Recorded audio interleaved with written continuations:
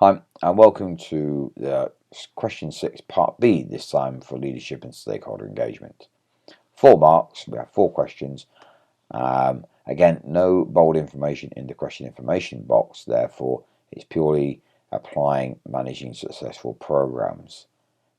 So let's have a look at our questions, and here we can see we reminded twice actually, point 2, to answer and fill in 2 ovals, and we have 5 statements in the answer section anyway, so that's a good support and confirmation that we need 2 answers. Remember, you do not get a point unless you have both in and correct. Okay, so the first question, which messages are most likely to be communicated to the shareholders?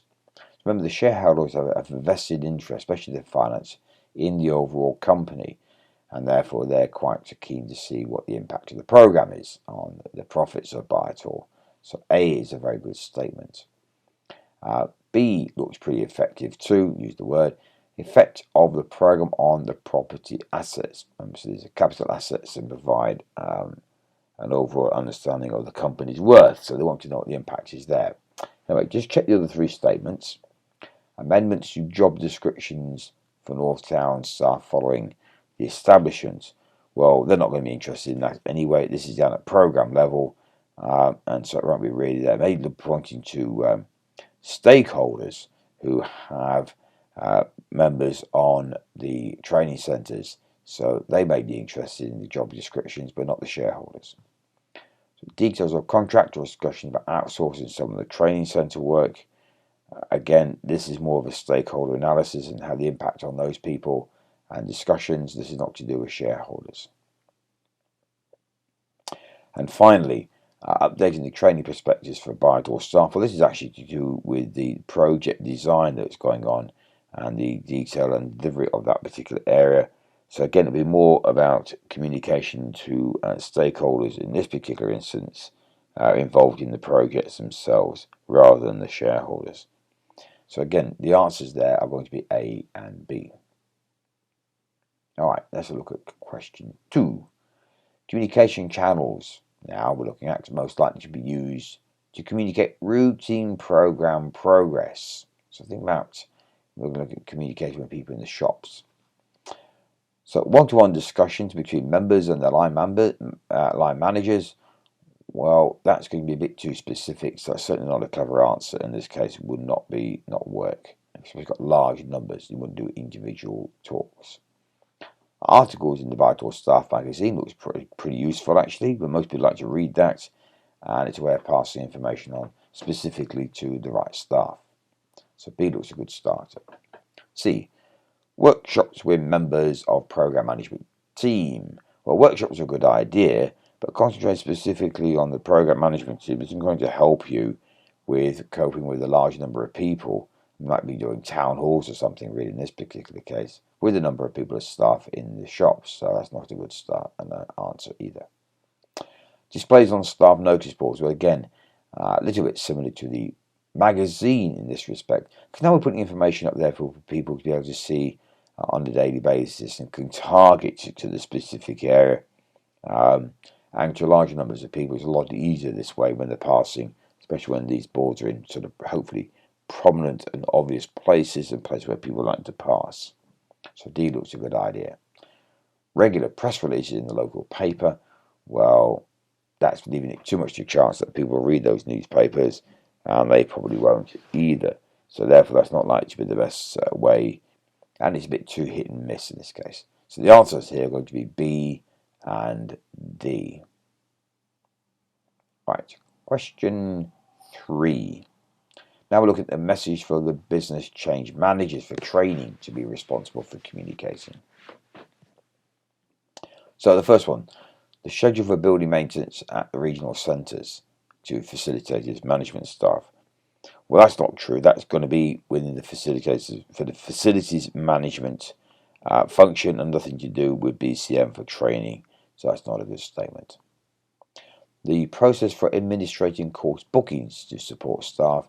Well, this is exactly what the BCM for training will be involved in and responsible for, and therefore would be a good point of communication that they will work on. So B is a good answer. Proposed locations of the new training centres to the sponsoring group. Well, this is the senior responsible owner that will do that, not the BCM, so that's not a good answer. Right, so we've still got B. Progress on the development of the new training prospectus to the program manager. Well, this is also incorrect. This is not the BCM. This is likely to be the project manager who's running that particular project, or the project executive for that particular section to the program manager, not a BCM responsibility. The plan for implementing each of the new region's training centres to the business change team. Remember, the BCMs maybe were working or having support of business change teams. So it would be very important that the BCM liaises with them, keeps them updated, and communicates with these to let them know what is happening. So that is a good statement. So here we're looking at the answers of B and E. Okay, now the final question. Project manager for project 6. Communicating. So, answer A. Let's have a look. Revised terms and conditions resulting from the project 6 to the staff member. Well, this is going to be the BCM, HR, or business change team that will be responsible for doing that and getting that across, not the project manager. Escalation of a threat to the delivery of temporary training centres to the program manager. Well, this is definitely the responsibility of the project manager in this case for any escalations. And this is part of what would happen in Prince 2. Of course, if you're using that particular method to deliver this, this is the main action in managed by exception for one and escalations. The benefits of combining new training methods with delivery through the new training centre staff. Well, this is again back down to the business change team responsible for that.